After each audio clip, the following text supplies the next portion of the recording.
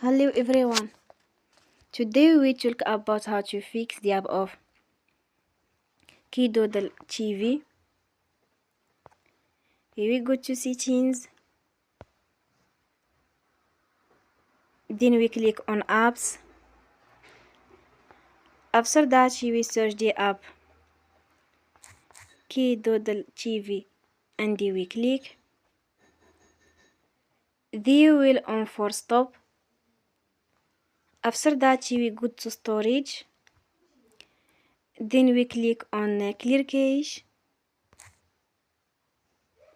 In the end,